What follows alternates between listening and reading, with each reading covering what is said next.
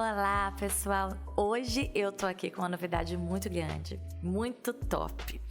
Porque é a primeira vez gravado, né? Nós vamos ter ao vivo, mas é a primeira vez gravado podcast aqui, daquele quadro que eu venho falando há um tempão com vocês, da parte de homens, conversa com ele, isso aí. Eu tô aqui, né, estreando o quadro gravado com um amigo, alguém que Deus trouxe para essa cidade que tem uma história incrível.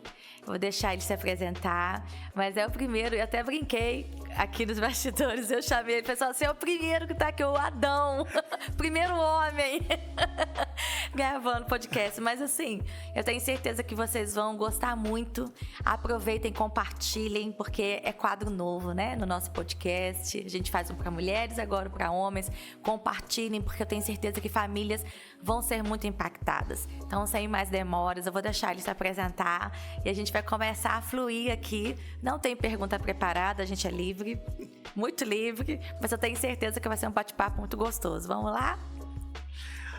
Bom, que bom poder estar aqui, pastora Gabi. Olha, top demais. Gabi falou que eu sou o primeiro Adão, eu não sou o Ricardão. Ricardinho. É melhor, né? Assim, é muito bacana poder estar aqui junto com vocês. Muito bacana, Gabi, poder estar nesse primeiro, né? Isso fica pra história. E o propósito é esse, né? Ser um canal de bênção, compartilhar experiências, viver o propósito e ter uma família que eu tenho, né? Uma família linda, que é a Dani, Julie, que faz parte de tudo que eu tenho vivido durante esses anos. E vamos lá, gente, né? Depois, querendo entrar em contato, né? Perguntar, fique muito à vontade. Eu tô muito à vontade, estou muito feliz de poder estar aqui e de poder ser um canal de bênção para a vida de todos vocês. Nossa, eu tô muito feliz, né? Desde que nós nos conhecemos, né? Que você abriu as portas, né? Pra minha vida sem me conhecer. Mas o Espírito Santo conhece, né? É verdade. Às vezes a gente não conhece, mas o Espírito Santo testifica, né? E desde então, assim, a gente acompanha, né, a sua trajetória aqui na cidade e sabe o quanto tem feito a diferença a sua vida aqui. Mas às vezes as pessoas não sabem a história forte que o homem carrega por trás, né? Verdade. E eu acho que a gente, para que as pessoas possam conhecer mais e entender, porque é muito fácil às vezes a gente ver uma autoridade, a gente vê um pastor, e a gente acha que o pastor é aquele que foi criado a vida inteira, dentro de um caminho certinho, santo, 3 asas, a quarta trindade, quase, né? E passa aquela vida inteira consagrada, se preparando. E eu acho assim que o engraçado, Deus ele tem um senso de humor, né, que é muito lindo e um propósito muito lindo. E na história toda da humanidade, Deus levanta improváveis. Com certeza. Para nos mostrar que a ótica do reino é totalmente diferente da gente, do que a gente pensa, ou dos religiosos, ou dos fariseus, enfim, até para quebrar os nossos paradigmas, né? É verdade. E a sua vida é uma quebra de paradigma, né? Uma quebra de paradigma, né? Muitas coisas aconteceram, né, Gabi, durante esses... vou fazer 52 anos, né? Eu sei que pareço ter 35, mas... Eu diria até menos, poxa. Mas... vendo o cuidado de Deus, né, na minha vida.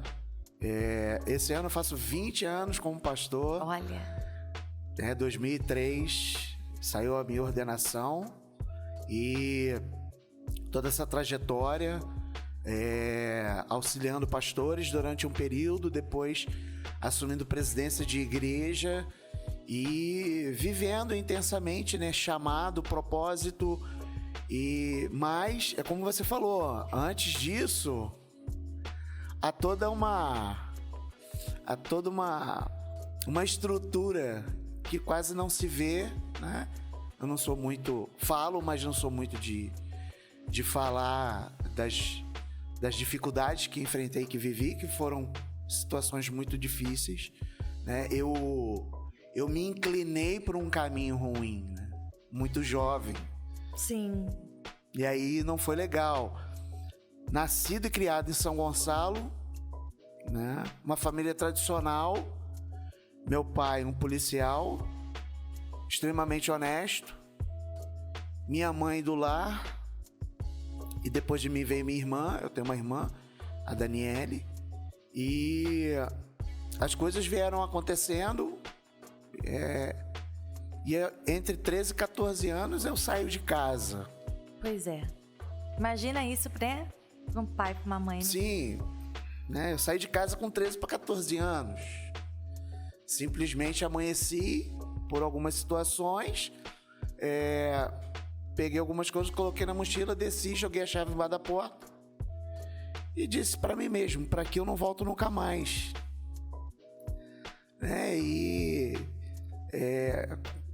Há quase 40 anos atrás isso, cara. Imagina. Né? Não tô falando de hoje. Sim. Tô falando de quase 40 anos atrás, 38 anos atrás, onde o meio de comunicação era isso que eu comecei a pensar. Extremamente restrito. Isso que eu comecei a pensar. Isso não tinha celular, não tinha nada.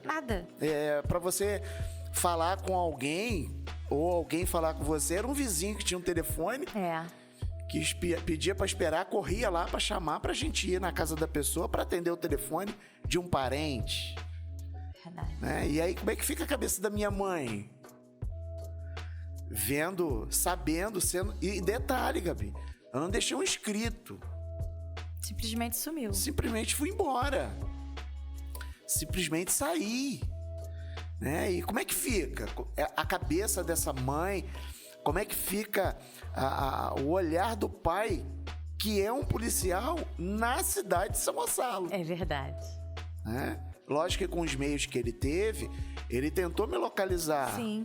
Mas quando ele me localizou, eu estava justamente no lugar avesso do que ele vivia.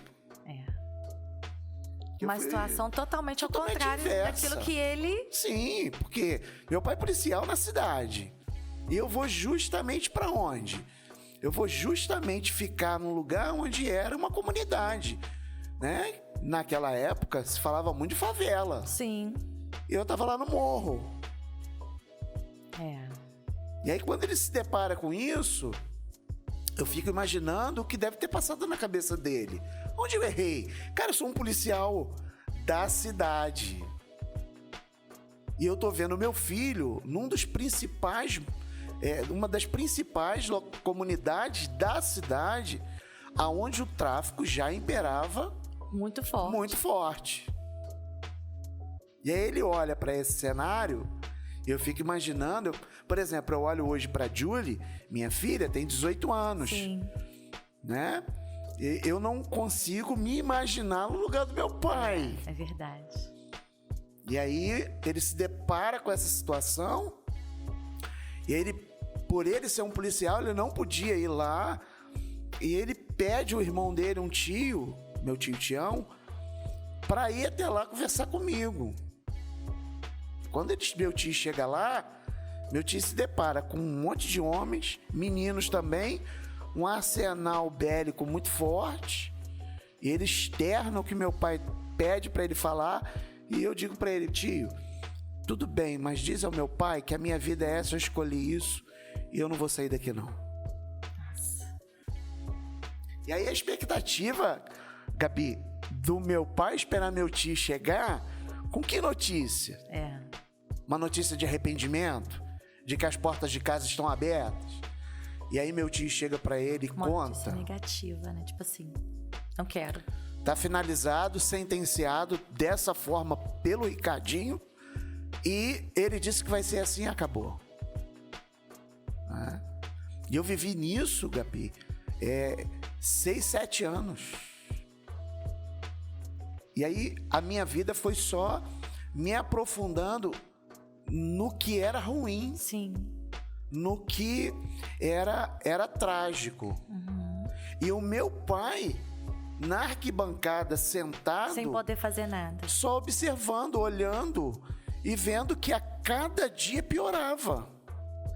Porque do tráfico, eu acabei me associando a um grupo de assaltantes de banco. Depois, eu me associei a um grupo que praticava assaltos, grandes assaltos. Depois, eu fui me especializar com um outro grupo, só com roubo e desmanche de carro. e utilizando droga de uma forma muito intensa, né? E bebida alcoólica. Depois eu me envolvi na magia negra, porque eu entendi que o espiritismo era fraco. E, Gabi, eu tô falando entre 14 a 20, 21. É muito doideira. Novo. É doideira. Não é? Não é brincadeira, não é. né? E um cenário muito improvável pra família que assiste isso. Sim, porque... E pra pessoa que também se aprofunda nisso, né? Porque muito novo. Meu pai, uma descendência italiana, então eu tenho esse viés do meu pai sanguíneo. E vamos sem medo, né? Ousado. Ousado e com 15 anos, com 14, com 16, com 17, cara. E nesse período você não teve contato com a sua mãe? Muito pouco. Eu tinha o hábito de uma vez por mês ir na casa da minha avó paterna pra vê-la. E eu me lembro claramente, em uma dessas ocasiões, eu estava na casa da minha avó pra vê-la. Nesse dia, o meu pai estava lá. Nossa. E ele tentou uma aproximação. E eu estava lá fora, tinha 2 carros com seguranças. E quando eu saio, ele vem junto comigo. E ele diz pra mim: meu filho, vamos conversar. Eu falei: pai, não dá, não tem como. Estamos em lados opostos. Só que ele é um policial na cidade extremamente respeitado. Sim. Porque ele também era violento como policial. Quando eu saio, que o pessoal que estava comigo vê ele, se assusta. Imagino, que cena. E aí eu falei assim: pai, daqui, deixa eu ir embora. Não tem como a gente bater papo aqui, não dá. Parece até cena de filme, né? Sim, aí eu entro no carro. Tinha um rapaz que era muito colado comigo, o Edésio. E ele falou assim: eu tinha um apelido, que era Playmobil, por causa do cabelinho e tal. E aí o cara, Playmobil, cara, é Gomide, cara. Eu disse: pô, pode ser quem for, irmão. Vambora. Uau. Então, pra eles que olhavam pro Gomide, um cara extremamente... um policial extremamente respeitado, Sim. Pra mim, era o meu pai. Sim. Que não ia fazer nada contra mim. Sim. E que eu também não faria nada contra ele. Sim. Né? Eu me lembro desse momento com meu pai, e depois um outro momento que também eu fui ver minha avó, e tinha ido um grupo de homens na casa da minha mãe, perguntando por mim. Ela disse: ele não mora aqui. E ele falou pra minha mãe: olha, eu vou falar uma coisa pra senhora que eu não gostaria que minha mãe ouvisse, mas eu vou encontrar ele hoje, eu vou arrancar a cabeça dele e vou jogar na porta da sua casa. Misericórdia. E ela lembra que eu tinha esse hábito. E ela falou assim: eu vou lá pra ver se de repente é hoje que ele tá lá. E era. Uau. Quando ela chega, que ela fala comigo, a minha reação foi: qual carro que eles estavam e quantos eram? Eles estavam numa Kombi azul e eram mais ou menos uns 8. Eu saio da casa da minha avó correndo, monto na minha moto, e ela disse: o que você vai fazer? Eu falei: eu vou encontro eles pra matar eles. Então, hoje eu olho, cara, que minha mãe... Talvez ela, lógico, com o sentimento de querer me proteger, sim, ela talvez se sentiu culpada, porque ela acabou agitando uma situação dentro de você. E graças a Deus eu não encontrei ninguém, embora procurei durante o dia, né, procurando, mas não encontrei. Então esses foram poucos momentos que eu tive com meu pai e com a minha mãe nesse período, né? Foi um período muito tenso, um período muito ruim, né? Até o momento que eu fiz 18 anos. E quando eu fiz 18 anos, no dia 30 de novembro de 1989, eu fiz 18 anos e eu fui preso no dia. No dia que você fez 18 anos? No dia, eles estavam esperando eu ter maioridade. Eu fui pego no centro de São Gonçalo. Uau. O policial veio e encostou a arma nas minhas costas. E eu pensei que era meio que um sequestro. Eu tentei sair, o cara... mano, meu irmão, é polícia, irmão. Você tá fazendo 18 anos hoje, rapaz. Tá preso. Uau. Olha o presente de aniversário. Que eu fiz 18 anos. Nessa época, meu pai não estava mais em São Gonçalo. Meu pai estava trabalhando na delegacia de Porciúncula. Ele já estava um tempo lá. E eu não deixei que nada chegasse até ele. Até porque não tinha Zap, não tinha internet. Ainda não tinha. Não tinha. E aí, pelo sobrenome, os policiais entenderam quem eu era. Eu era muito procurado. Mas eu pedi a eles para não entrar em contato com meu pai. Porque o problema era meu, era eu que tinha que resolver. Ali eles entram num acordo e eu não sou levado para ser autuado. Até porque eu não tinha flagrante nenhum. Então o que eles fazem comigo, Gabi? Eu fico interinamente indo pelas delegacias e só sendo acharcado por policiais.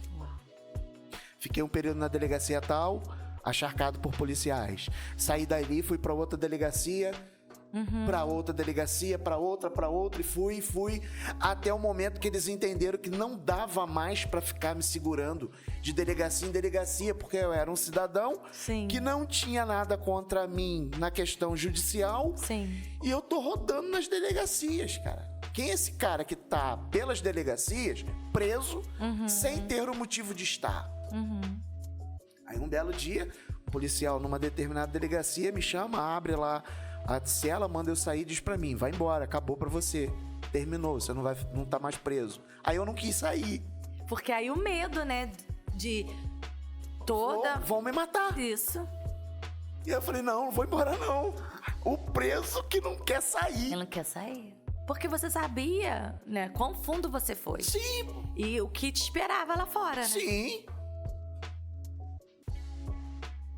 E detalhe, Gabi, na contravenção, a quantidade de policiais que pegavam dinheiro comigo. Ainda tinha isso também, né? Quer dizer, você tava no meio de um furacão, o lado de lá e o lado de cá, né? Nessa época, eu fazia parte de um grupo de extermínio. Que doideira. De policiais e ex-policiais. Uau. Então, olha nesse baralho de gato. É verdade. Que eu tô, porque eu tô dentro da magia negra, eu tô no tráfico, eu tenho relacionamento com o pessoal de assalto a banco, roubo de carro e adulteração. Eu estou envolvido com o pessoal do grupo de extermínio e situações que uma era rival da outra. Então, o pessoal que era de questão de assalto a banco era ligado ao tráfico, mas não tinha ligação com o pessoal de desmanche e roubo de carro. Havia uma rivalidade. E eu estava onde? Nos três. Você vê, cara, o propósito de Deus, ele é tão grande. Que mesmo sem você saber, sem entender, enfim, é propósito.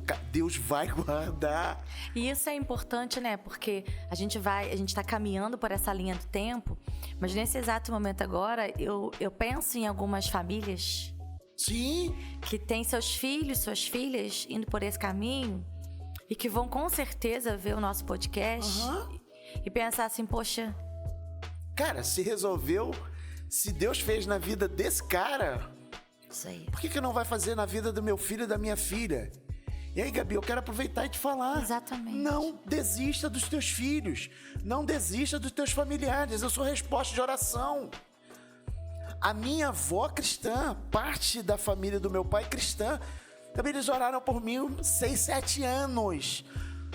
Sequencialmente. E cada dia que piorava, né? Quanto mais orava, parecia que mais ficava pior. Mais eu me envolvia, mais eu estava inserido na vida da criminalidade. E minha avó orando. E aí entra meu pai ouvindo minha avó. Ele começa a ir para a igreja com minha avó. Porque quando eu conto isso, a primeira impressão que dá é que, poxa, a mãe do pastor, né, a mãe do Ricardo, orou. Não! Quem fez isso foi meu pai. Olha. Ele ia para as igrejas com roupa, camisa, cueca. Tudo. Short, bermuda, que ele conseguia. Como ele conseguia, eu não sei. E ele levava para ungir, para orar. Foto minha. Dos meus 14 aos meus 21, eu só tenho uma foto. E ele conseguiu. E ele conseguiu essa foto. Olha. E ele levava essas fotos. Não, e vamos combinar, né? O seu pai, ele, por ser policial e ser esse tipo de policial, que era respeitado no tráfico, racionalmente, ele era a última pessoa que iria fazer isso. Sim. Porque ele conhecia esse mundo. Com certeza. Racionalmente, ele falou assim... Não. Mas ali era o pai, né? Não era o policial. Não é o gomi de polícia. É o pai do Ricardo. Que também não olhava aonde o filho estava metido. Sabia onde estava, mas não olhava como um Porque ele criminal. não olhava o que você estava sendo. Ele olhava quem você foi criado. Quem eu sempre fui. Justamente. O olhar dele era pro Ricardinho. E isso muitos pais perdem o olho quando tem seus filhos assim, né? Sim. E aí, isso é uma outra coisa que eu quero aproveitar e te falar. Não mude o olhar para quem é seu familiar envolvido no que quer que seja. Não perca o olhar de quem ele sempre foi. Porque eu ouço muito isso quando a gente aconselha, né? Eu não conheço meu filho, eu não conheço minha filha. E a minha palavra é, você não conhece o que ele está sendo hoje. Mas você conhece quem foi gerado por você. Sim. E o propósito por que ele foi gerado. É isso, Gabi, que faz a diferença. Uma coisa que isso foi sempre muito forte na minha vida. Eu nunca fui rejeitado, nem pelo meu pai, nem pela minha mãe, nem pelos meus familiares. Mesmo vivendo tudo isso. Isso fez toda a diferença, né? Eu tinha vergonha pela forma que eu era tratado, porque eu sabia que eu não merecia. E eles tratavam com amor, né? Com carinho, com amor, com atenção, embora eu era muito restrito no contato. Sim. Até para protegê-los. Sim. Eu acredito nisso. O meu medo era que alguma coisa acontecesse pudesse acontecer eles. com a minha mãe, pudesse acontecer com a minha irmã mais nova que eu, 5 anos, Niele.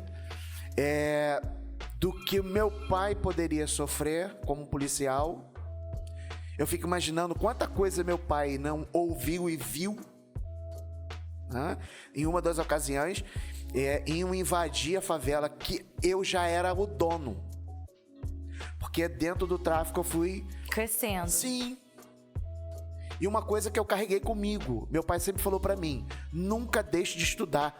Gabi, se você for no Centro São Gonçalo, Rua Zeferino Reis, Colégio Educacional Califórnia. Eu entrei nesse colégio no último período do jardim, saí de lá concluído o ensino médio. Mesmo colégio. A dona era a doutora Irene, o mesmo colégio. Eu no tráfico... Isso que eu ia falar, no tráfico. Eu ia estudar. Parava o carro, deixava a arma dentro do carro, eu ia pra sala de aula desarmado. E eu estudava. Saía de lá, entrava no carro e ia pra favela. Então eu fui um traficante, eu fui alguém na criminalidade que nunca deixei de estudar. Porque eu tinha isso dentro de mim. Meu pai dizia assim, estude e se forme. Porque o dia que você for preso, pelo menos uma cadeia comum você não vai entrar. Você vai ter um diploma universitário. Olha. Que doideira. Que doideira. Isso não é normal. Não. Principalmente na vida do crime. Isso não é normal. Né? Escrevia bem, falava bem. E aí, dentro do tráfico, você vai crescendo. Sim. Até o momento que eu me tornei o responsável, o dono.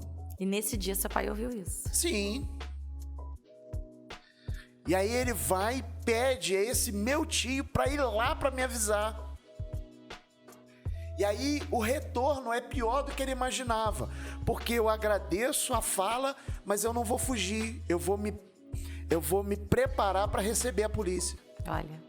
Para atirar contra os policiais, para não deixá-los subir. Então há uma guerra no morro, na favela, onde meu pai não vai para não encontrar comigo. Sim. mas a notícia não era de imediato, porque não tinha. E ele na delegacia na expectativa. O que está acontecendo? Quantos morreram? Ele está incluso nos que morreram? É muito difícil. E nesse dia morreram alguns traficantes que estavam lá. Eu consegui sair, eu consegui fugir, né? Eu consegui sair daquele local. E aí a notícia chega de que o Playmobil não foi pego. Então, para a polícia isso é frustrante, mas para ele que é pai, graças a Deus, eu tenho mais uma chance, né? Justamente. Então, esse é o pano de fundo do Ricardo, né? Que já estou vivendo uma vida com Cristo há 32 anos. Sim. É olhar e ver o cuidado de Deus. Mas aí no meio disso tudo acontece algo inédito na minha vida que também não é normal. Depois que eu saio e tal, que eu saio da delegacia e aí eu vou embora, eu vou de novo pra favela. Chego lá, continua normal até o momento que havia, dentro da hierarquia do tráfico na década de 80, eu era o terceiro na hierarquia no estado do Rio. Olha isso. E aí eu tô lá e o cara que era o segundo chega com mais umas 8 pessoas. E aí eu chego, a gente começa a conversar e ele pergunta qual é a arma que eu tenho, qual é a arma que eu tô usando. Eu usava uma pistola 45, que é das Forças Armadas, exclusiva das Forças Armadas. Eu tava de bermuda, camisa, tênis, eu pego a minha arma e dou a ele.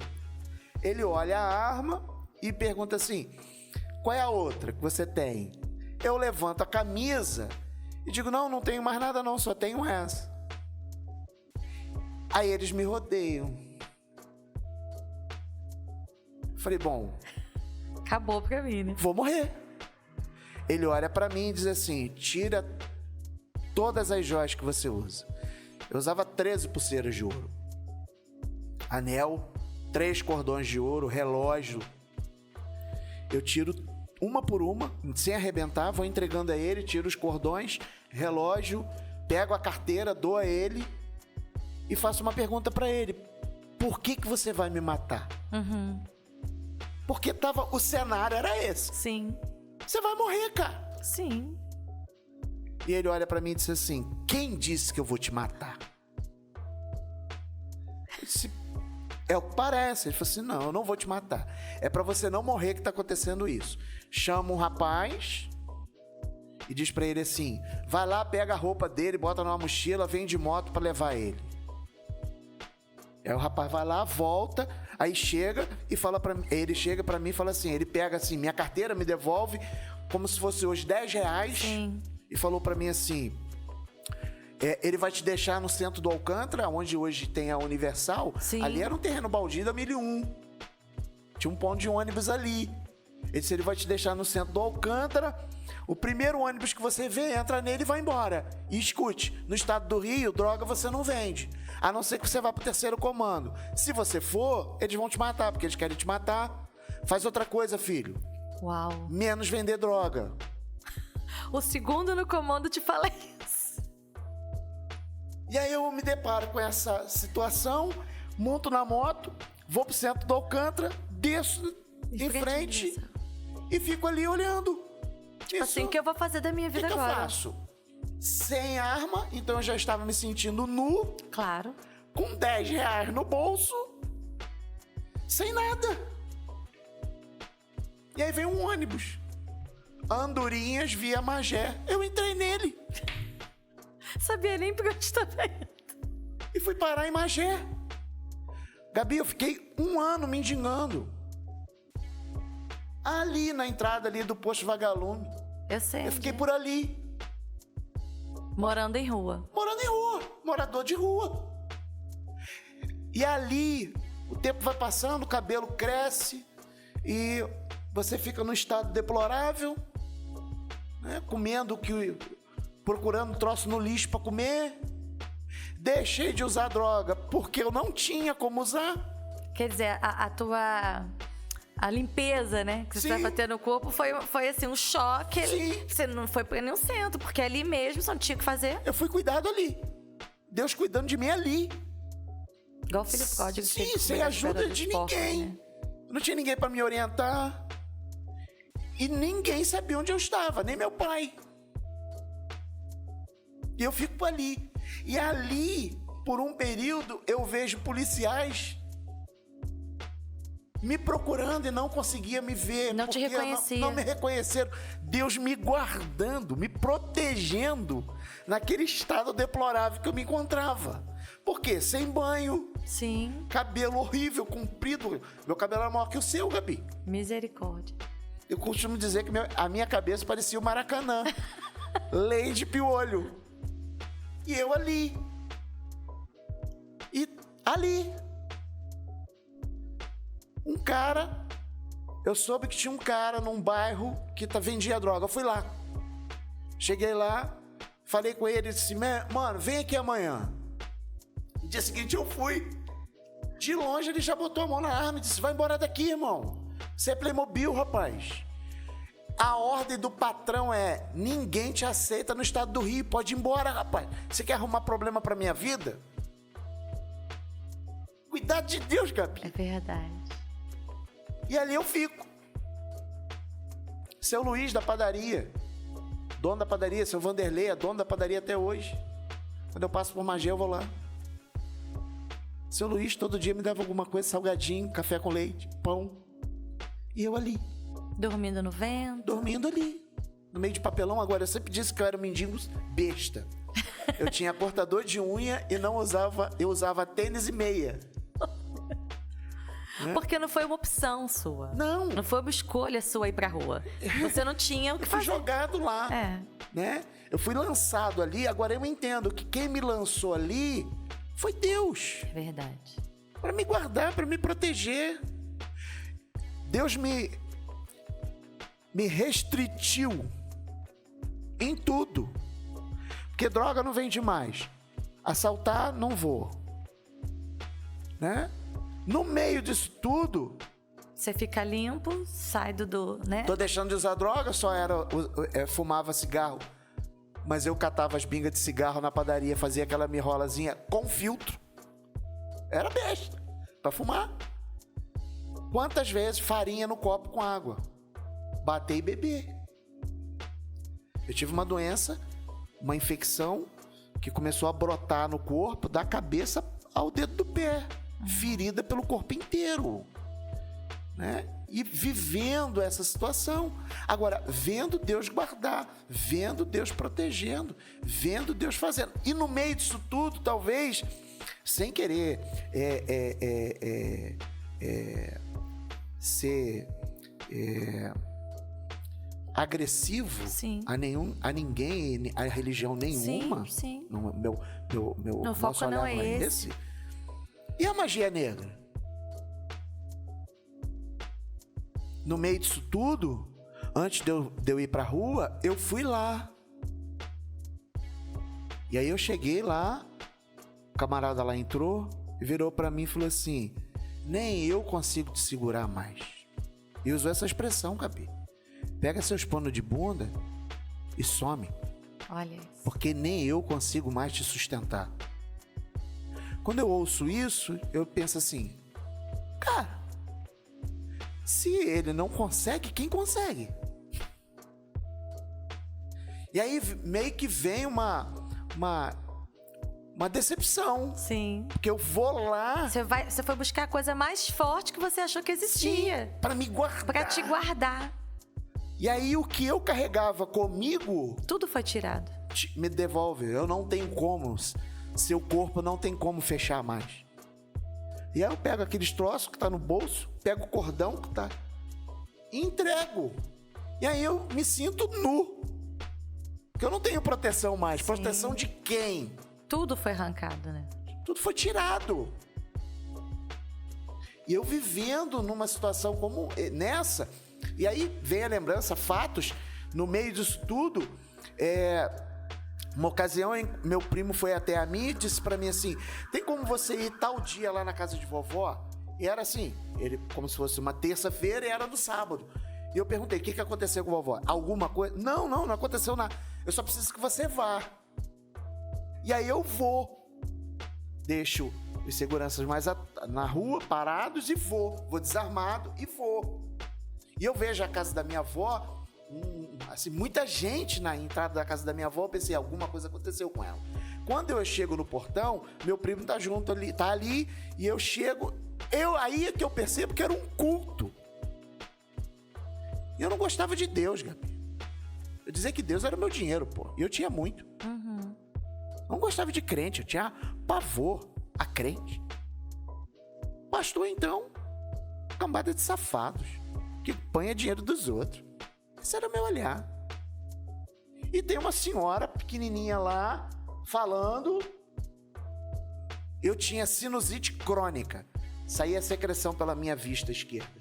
Direto, eu andava mais com esse olho tapado do que... E ela tá ali... De repente ela fala assim: você, e aponta pro portão, você que tem sinusite crônica, Deus quer mudar a tua história, vem aqui. E aí eu olhei pra ele disse: é com você. Eu falei: comigo? Ela não me conhece.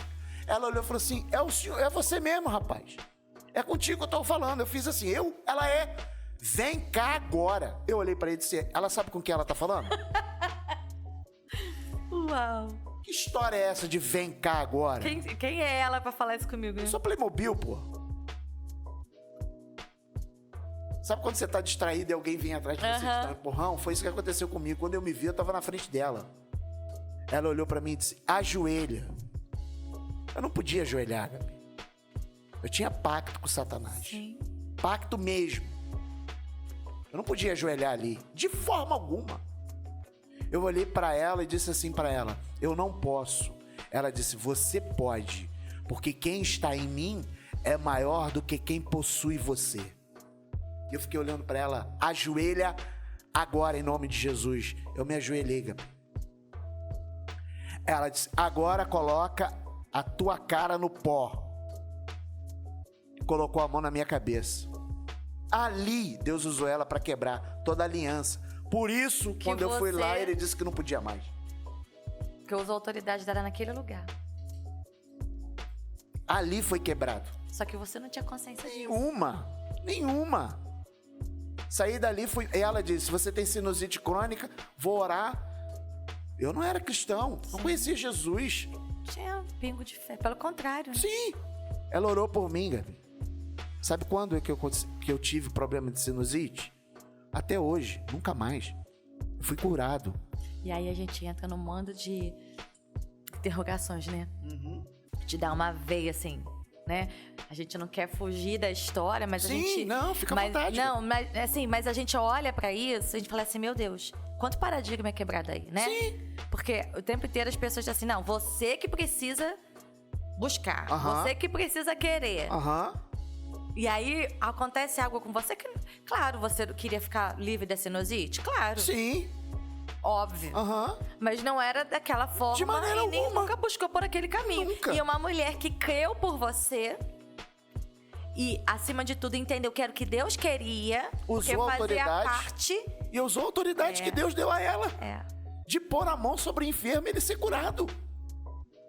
Quem era eu? Um traficante, assaltante... Um cara totalmente fora do propósito, na questão humana, no olhar. Sim. Eu era improvável. Deus não tinha nenhuma obrigação de me curar.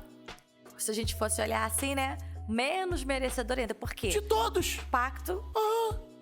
Renegava. Todo aliançado com as trevas. Isso aí.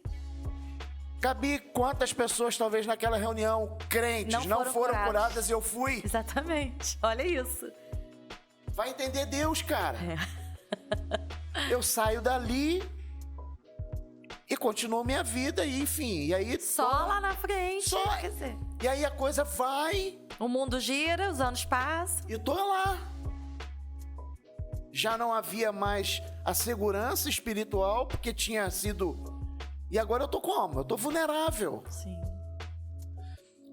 Quando eu me converto, Gabi, eu nunca fiquei endemoniado. Nunca manifestou demônio em mim. Por causa daquela palavra que foi lá. Ela liberou algo sobre minha vida. Ela liberou uma palavra sobre mim. Algum tempo depois, eu tô na rua. Tô mendigando. Eu tô ali naquela situação deplorável. Aí Deus vai e fala com um cara em São Gonçalo, numa oficina mecânica. Fala pra ele, desliga as ferramentas, guarda as ferramentas. Entra nesse teu carro, um Fusca velho. Vai na entrada de Magé, tem um rapaz chamado Ricardo Gomide. Ele é meu. Tira ele de lá e leva pra tua casa. Igual a história... Você conhece essa história na Bíblia? Vai na rua direita. Gabi. Newton Kleber, um diácono. Ele vai lá, Gabi. Te acha. Me acha. Ele me bota dentro da casa dele com a mulher e 2 filhos. Arisson e Diego. O Arisson deveria ter uns 8 anos e o Diego 4. Gabi. Quem faria isso?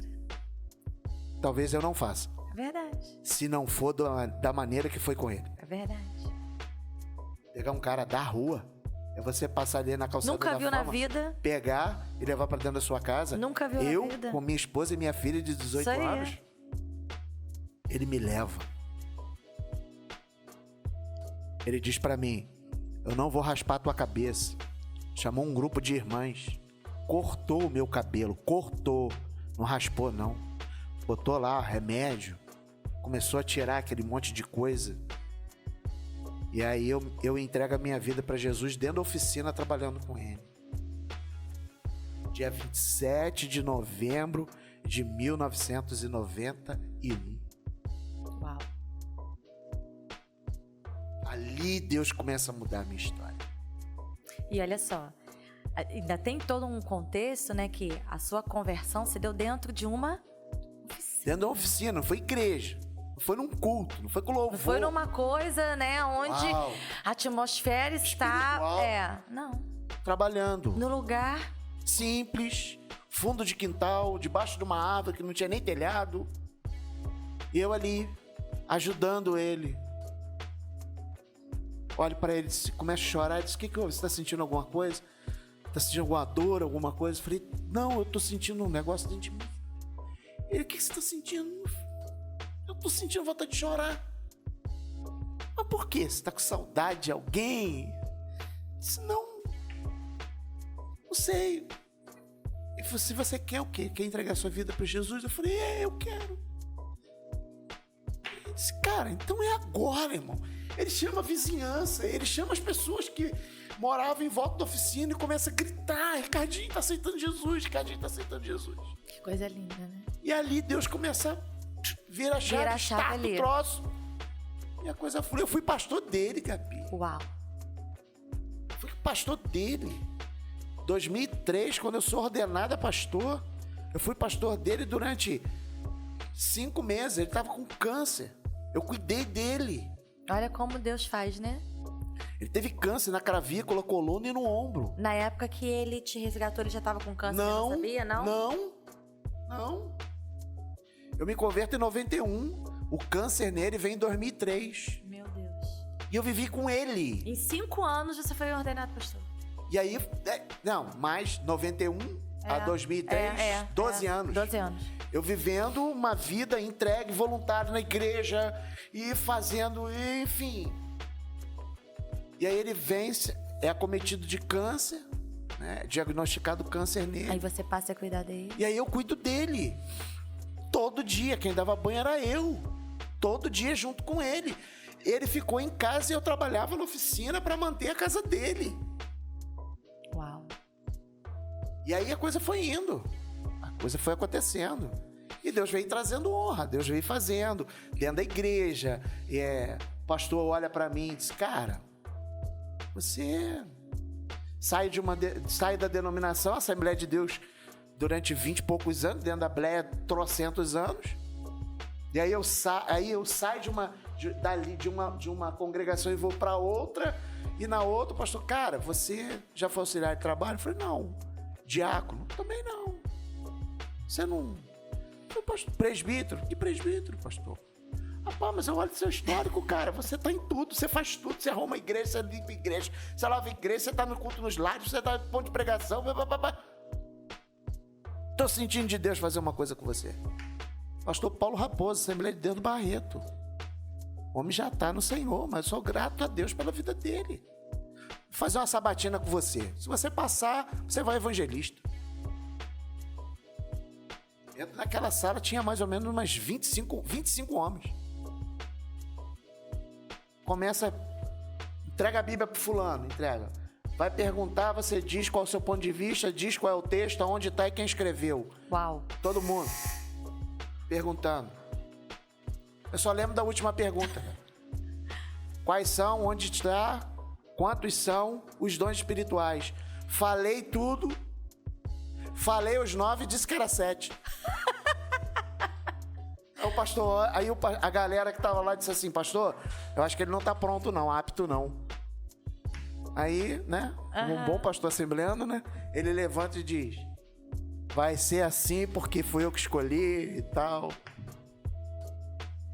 E ali eu sou ordenado a evangelista. Começa a abrir igreja, implantação de igreja, implantação de igreja, implantação de igreja. Até que em 2003 eu sou ordenado a pastor. Como que foi esse seu regresso com a sua família? Aí vem, né, essa questão, me converto. E a expectativa, meu pai já estava separado da minha mãe. E assim, a expectativa do retorno, porque minha mãe morava na mesma casa, né? E aí vinha aquela lembrança, né? Eu fechando a porta e jogando a chave, dizendo, para que eu não volto nunca mais. Lembrou do filho pródigo, né? E aí, esse meu pai na fé, né? Cria toda uma situação e diz assim, vamos lá no centro de São Gonçalo, a gente precisa comprar material. E eu fui. E aí, vamos passar por essa rua? Era a rua onde minha mãe morava. Uau. Aí passo em frente aonde minha mãe morava, ele disse assim pra mim, você não acha que é o momento de você chamar sua mãe? E aí eu chamo minha mãe, ela olha na janela. Eu disse, desce aí, mãe. Quantos anos sem ver sua mãe? Ah, Gabi, eu já tava 91, eu tava em uns 7 anos, 8, sem ver minha mãe. E aí eu olho pra minha irmã, que quando eu saí de casa eu tinha 9 anos. Aí eu tô olhando minha irmã agora com 18. 18 anos. Ela tinha 9 quando você saiu. Né?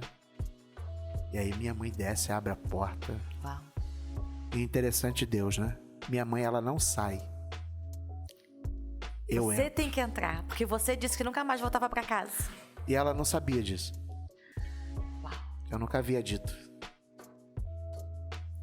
E aí meu pai na fé olha pra mim e disse assim, entra. É a sua casa. Uau. E aí eu entro. Aí tem todo aquele cenário. E aí eu começo a frequentar a casa da minha mãe, mas morando com meu pai na fé. Que eu sempre disse, eu não vou deixar ele. Então, às vezes eu ia pra casa da minha mãe e dormia até lá. Mas voltava pra casa do seu pai na fé. Pra fé. E aí a coisa foi indo, né? A coisa foi acontecendo, Deus foi mudando. Né? É lógico que existem coisas assim, que foram fortes demais, que eu acho que não vale a pena. Sim. Né? Eu acho, existem coisas que a gente esquece, Sim. Existem coisas que, enfim. Mas é um resumo para que se entenda a atualidade. Porque tem um processo. Exatamente. Né? Tem esse processo. O processo do você não ter no seu ponto de vista alguém, mas é Deus te olhando dizendo, eu tô aqui. Você pode não estar vendo, você pode não entender. Você, na sua ignorância, pode até dizer que não me ama. Que não me quer, que acredita em outras coisas. tá inclinado a tanta outra coisa. Vou fazer você se decepcionar em tudo isso. Te tirar tudo? Gabi, uma das casas que eu tinha na favela, todo o rejuntamento do banheiro era de ouro. Que isso? Era. Nunca ouvi falar nisso. Porque ali era o recomeço. Eu dizia, se um dia eu for preso, quando eu voltar, eu tiro, derreto. E vou ter o meu recurso para sobreviver. Para sobreviver, para recomeçar a vender droga. Só que quando eu sou expulso, eu perco. Eu perco casa, carro, moto, ou joias, dinheiro. Fica tudo para lá. E aí eu me vejo completamente nu. Literalmente nu. E passando por todo esse processo. Como pastor, você já teve a oportunidade de encontrar alguma das pessoas que viveu no tráfico com você? Uma. Por incrível não, né? É normal isso no meio dessa vida, morrerem as pessoas. Morreram praticamente todos. Praticamente todos? Todos. Não ficou. Encontrei com uma vez, há muitos anos, encontrei com ele no centro de São Gonçalo. Ele era guardador de carro na rua. Tinha saído também do tráfico? Ele tinha. Talvez por isso? Sim. Foi preso, ficou preso muitos anos. Quando saiu, conseguiu pelo Estado um trabalho contratado, e daí depois não deu, mas ele continuou sendo... Aí ele foi pra rua pra ser guardador de carro. Um cara que era o meu motorista no tráfico, hoje é um senhor, é guardador de carro. Mas ele não tinha envolvimento direto, ele só fazia o transporte, me levava em alguns lugares. Porque eu era de menor, Gabi. Eu tinha carro e era de menor, então tinha situações que eu tinha que ter alguém para dirigir. Para mim. Tô falando de um menino de 15 anos de idade que tinha carro zero, mas não era habilitado. É verdade. E isso, né? Não dava. E aí tinha esse cara, né? Então, eu vivi uma situação, esse cara é morto, eu já convertido, e assim, na oficina. E aí o meu pai na fé disse assim pra mim: pega um galão de gasolina, bota nessa bicicleta, vai lá no posto lá e compra de gasolina. E aí eu monto naquela bicicleta, todo sujo de oficina. Chego lá no posto, para a bicicleta, peço o fretista: pô, bota a gasolina aqui. Nisso me para um carro novo. E aí desce o cara. Quem é o cara? O cara era um dos que andava comigo, mas que não me via já há um tempão. Quando ele disse assim: Playmobil, cara, você tá vivo, mano? Falei: tô, irmão. Esse cara, você tá um lixo. Ele abre a mala do carro, Gabi, tinha um monte de arma. Ele mete a mão no bolso, pega um bolo de dinheiro assim, bate no meu peito e diz assim: é tudo nosso, cara. Larga essa bicicleta, vamos voltar, cara, todo mundo te espera. Só que você já tinha se convertido. Tinha me convertido, mas eu não tinha 2 meses de convertido. E aí, aquela guerra. Eu monto a bicicleta e some de perto dele. Sumo. Quando eu entro na oficina, meu pai na fé olhou pra mim e disse: para, vem aqui comigo. Um homem que não tinha instrução educacional nenhuma, mal escrevia o nome, mas tinha um discernimento. Vem aqui comigo. Foi no escritório da oficina, num quartinho de ferramenta. Ajoelha aqui. Propostas do inferno vieram pra você daqui a pouco, rapaz. Mas eu vou dizer pra você, as propostas de Deus são maiores na sua vida.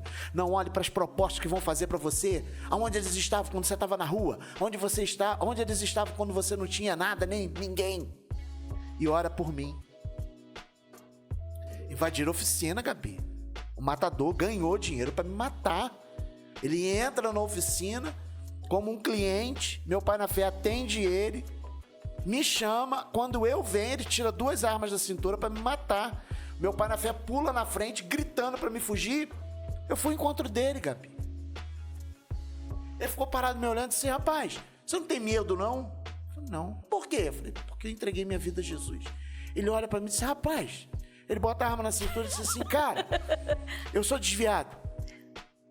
E essa é a melhor escolha que você fez na sua vida. Eu vou te abraçar, pode? Uau! Recebi uma grana pra te matar. Ninguém encosta a mão em você. virou as costas e foi embora. Nunca mais vi. É muito forte, né? Cara, tem que escrever um livro. Cara. Ué. Então você vê Deus. Então, Gabi, eu vou dizer mais uma vez pra você.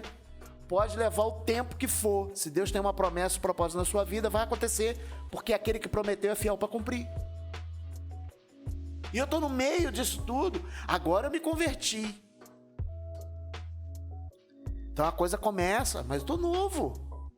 92, fevereiro ou março, período de carnaval, retiro da igreja. Tudo novo pra mim. E eu vou doente. Eu tive dengue. Eu fui com dengue. 2 ônibus só de pessoas e 1 ônibus só de bagagem. Vamos pra Barra do Piraí, pra um colégio. Para os ônibus, desce todo mundo. Vai descendo. Nisso que eu desci, que eu ia entrar no colégio, tinha uma senhora. Irmã Roseli, da igreja metodista. Não sei se ela é viva. De Barra do Piraí. Metodista Wesleyana. Você é Ricardo Gomide. Aí eu... Novo. Pra mim... Vem aqui que eu quero ter um particular contigo. A gente entra no auditório do colégio. Ela narra a minha vida inteira. E diz pra mim assim... Guarda o que eu vou te dizer. A Bia tem 31 anos que ela falou isso pra mim. Guarda o que eu vou te dizer. Se você largar Jesus aqui, você não chega na rodoviária de Barra do Piraí vivo pra ir embora. Tamanha fúria do inferno pra ceifar a sua vida. Palavras assim pra mim. Gabi, são 32 anos. Eu nunca me afastei, nunca me desviei. Nunca... Sempre vivendo o propósito. Inserido, enfim. Então ali e passando processos também nesses 32 anos, né? Porque 1 hora de podcast não dá. Mas, né? E hoje aqui em Teresópolis, né? Fazendo esse trabalho. Propósito. Exatamente. Eu largo uma igreja com quase 2 mil pessoas. Eu lembro do dia que nós conversamos sobre isso. Chega aqui, Deus manda tu vir pra cá. Pra cá, sem trabalho, sem conhecer ninguém. Deixa uma igreja em São Gonçalo com quase 2 mil pessoas, pô. Pra recomeçar tudo. Pra recomeçar tudo. Lá, tempo integral. Carro, motorista. E você vir pra uma cidade que você não tem dinheiro pra pagar o aluguel. E nem conhece ninguém. E não conhece ninguém. Vou fazer 6 anos que eu tô aqui, pô. Aí o pastor Alexandre Mineiro da Lagoinha me lembra, ele é de Niterói, vem pra cá, mano, fica aqui comigo. Fiquei um período com ele, mas não, sem pastorear. Deixa eu sentado, Deus tratando de mim. Pra estar vivendo o que eu tenho vivido hoje, Gabi. É, quem te trouxe pra mim foi Fábio, né? Fábio, que me conheceu. Lá, e eu lembro do dia que ele chegou pra mim e falou assim, Gabi, conheci um cara... Conheci um cara... Que não é conhecido na cidade. Mas, ó, traz ele pra pregar aqui. Falei, tá bom, você tá falando. Vou confiar em você, Fábio. É muito risco, né? Ó, ele até tá aqui já chegou, porque eu vou gravar depois com ele. Quer dizer, Deus usa a vida... Mas Deus testifica, né? Sim, poxa. Ele tá falando de uma pessoa que ele não conhecia. Ele também não conhecia. Momentos ali. Mas que ele se vê como instrumento pra ser uma ferramenta na minha vida. Verdade. E aí você abre a porta, Gabi, da metodista, da Missão Meu Dom. Você entrega o púlpito para uma pessoa que você não sabia, mas que Deus conhecia e conhece. Que Deus tinha gerado e que no meu testifica coração. Na sua vida para me ministrar uma palavra. Foi a primeira igreja que eu preguei em Teresópolis. Uau. Então, né? E é o que você falou, são muitas coisas que a gente viveu. Porque nesse processo de 32 anos, nesse processo de 20 anos pastoreando, tem altos e baixos, tem momentos difíceis e complicados, mas tem momentos de bênção. E a gente tá vivendo, E a gente tem que focar, né? Quando a gente entende que a gente não é daqui, né? Sim. E o que eu quero deixar claro aqui, Gabi, não é falar mais da derrota do que da vitória, não. Mas a gente precisava focar nisso para gerar fé. Sim. Gabi, eu saí do auge de vida ministerial, eu vou vender bala e pipoca, água na rua, em Sinal, pô. Depois de toda uma vida no tráfico de libertação. E aonde eu fui vender água, pipoca e em Sinal? Em Magé.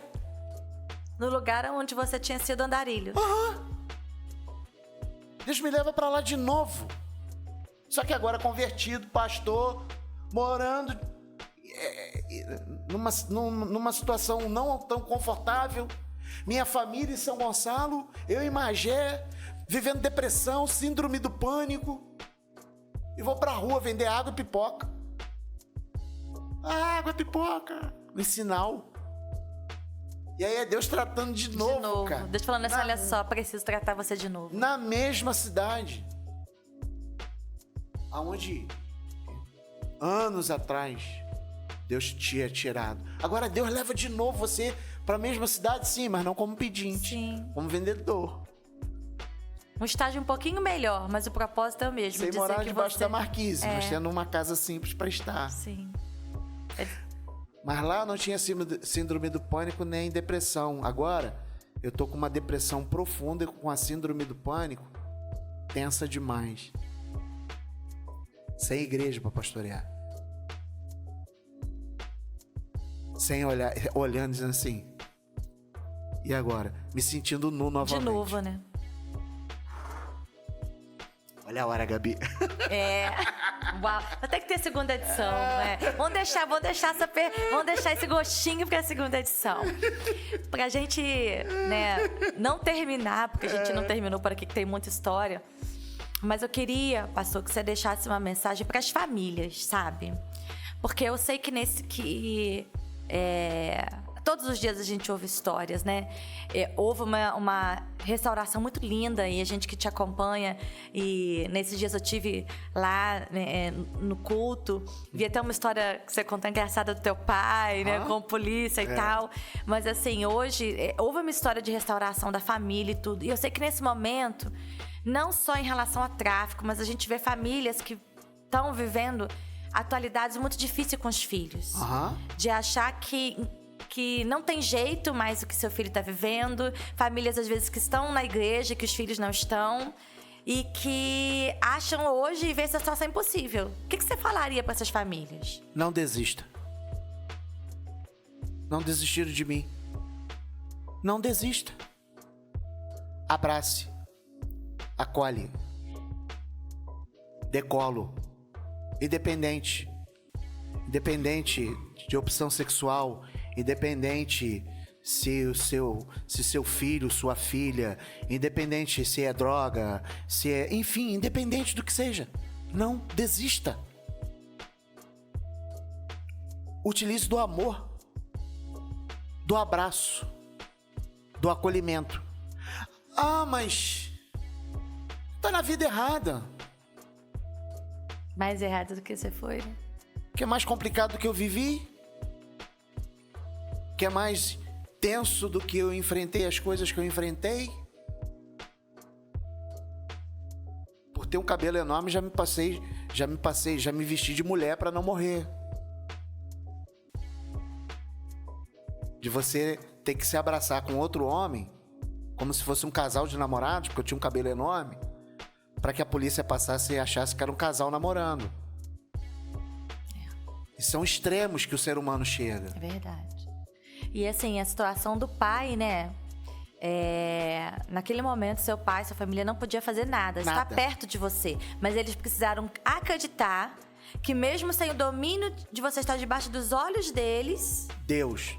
Eles te entregaram verdadeiramente para Deus todos os dias. Né? Com toda ignorância, com toda limitação de conhecimento do Senhor. Literalmente, eles pegaram o Ricardinho e disseram: Senhor... Eles não tinham nada que eles podiam fazer. Fazer o quê? Fazer o quê? É olhar no noticiário da televisão e ver favela em guerra, policial invadindo e tal, e saber que... Cara, o meu filho tá lá. E ele é o frente, ele é o que comanda. Ele é o mais procurado.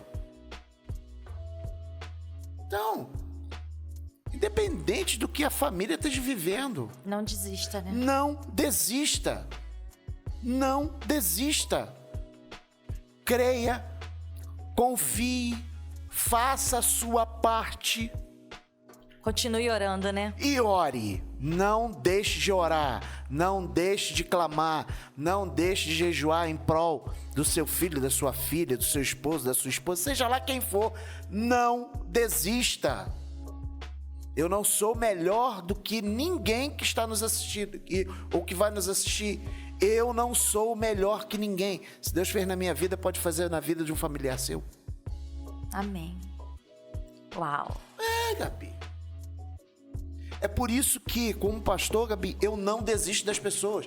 Um dia desse, um rapaz chegou lá na igreja, chegou para mim e falou assim: pastor, eu tive um momento de fraqueza, bebi. Meu irmão, continua bebendo? Não. Vambora, parceiro. Mas, pastor, eu bebi, não interessa, você bebeu, não vai beber de novo? Não, não quero. Vambora, rapaz.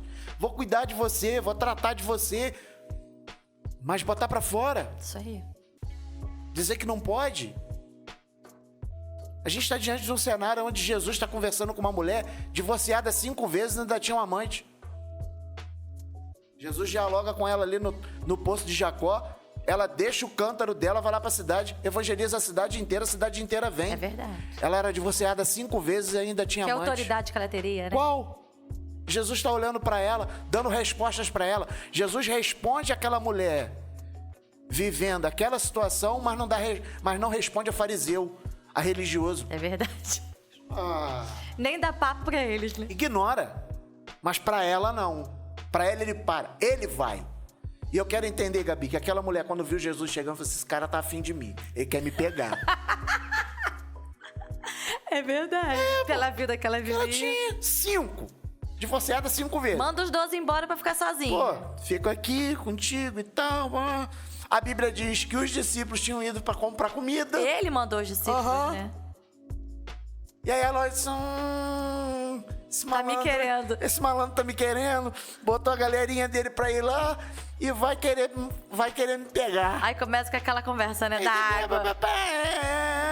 Jesus vem e é cirúrgico. Pá! Diz pra ela: cara, sei quem é você. Ela se desmonta. Segura meu cântaro. Por quê? Porque eu vou lá falar pra eles o que o Senhor falou comigo.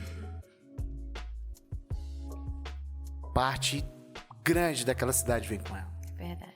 Os discípulos não fizeram o que aquela mulher fez. É verdade. Eles foram lá, compraram comida e voltaram. E não evangelizaram ninguém. Ninguém. Ela não. Ela traz a cidade. Porque a cidade sabia quem ela era. Por isso que o Senhor ama improváveis. Cara, Deus ama improvável. Ele conta com os improváveis. Cara, Deus olha pra mim, olha pra você. É verdade. Pra tantos outros. É verdade. Quem seria a gente se não fosse ele nessa cidade, Gabi? Quem seria eu? O que a gente estaria vivendo, Gabi? É verdade. É você olhar pra uma... Dentre outras, tá? Mas você olhar pra uma missão Meu Dom, eu tô falando porque eu cheguei lá praticamente no início. É ver aquele cenário, aquela estrutura que não havia estrutura. Meia dúzia de improvável com você, improvável. E vai lá pra ver o que tá acontecendo. Vai lá pra experimentar o que tá surgindo naquele lugar, o que Deus tá fazendo naquele bairro. É verdade. Por quê? Porque os improváveis estão ali, pô. Porque Deus não tá olhando pra capacidade humana, intelectual, nem sobre a influência. Nem quem a gente conhece. Cara, nem eu conheço. A gente conhece eu quem? conheço Deus. Sim. É. Não somos amigos de nenhuma autoridade governamental da cidade, não. Não vivemos dentro da casa de pessoas influentes da cidade que moram em mansões aqui, não, Gabi. Não. A gente frequenta a casa de pessoas simples, pô. Que toma café em copo de geleia. Pô. É verdade. É verdade. Então, é esse Deus que pega o improvável. Pega o que está sentenciado pela sociedade, pô. Eu fui sentenciado pela sociedade. Deus não está olhando para que a sentença da sociedade, para minha vida, nem para a sua. É verdade. Deus não está olhando para a roupa que a gente veste, para o carro que a gente anda. É verdade. Independente disso, Deus está olhando para quem a gente é. Isso aí. Do que a gente é capaz nele. Nele. Sempre nele. E aí, Deus usa você para a família que está destruída, nocauteada pelo inferno, por situações que está lá no chão. Deus usa você, vai lá, pega aqui, levanta. Há uma palavra de certeza para sua vida. É o que? É droga? Eu não vivi droga, no caso você, eu não vivi droga. Mas, pô, tem um amigo que viveu essa porcaria aí. Isso aí. E olha, Deus fez na vida dele, então faz na sua.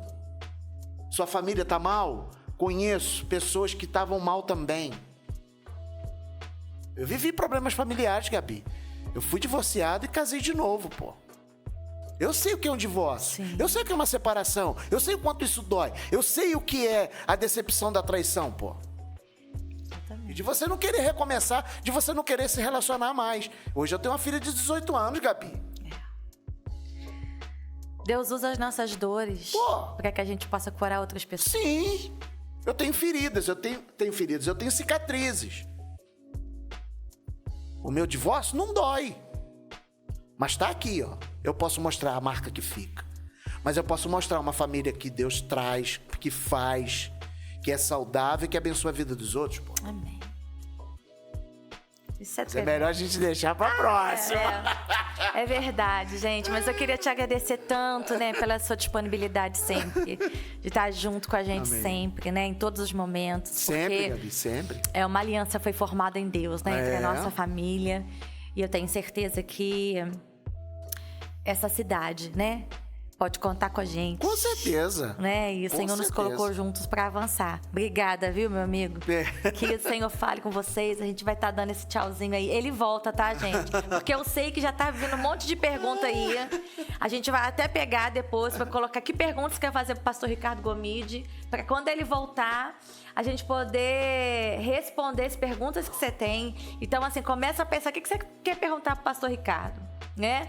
Porque ele vai voltar no segundo momento para que a gente faça esse segundo time aí, que tem muita coisa ainda para falar, tá bom? Olha para aquela câmera lá, aquela ali do meio. Eu não vou. Gabi, eu não vou ser o segundo Adão, tá? O segundo Adão é Fábio.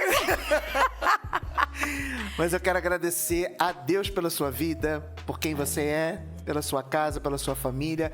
E eu deixo aqui uma palavra final. Já falei e repito. Não desista. Até um outro programa, até um outro momento. Deus abençoe vocês.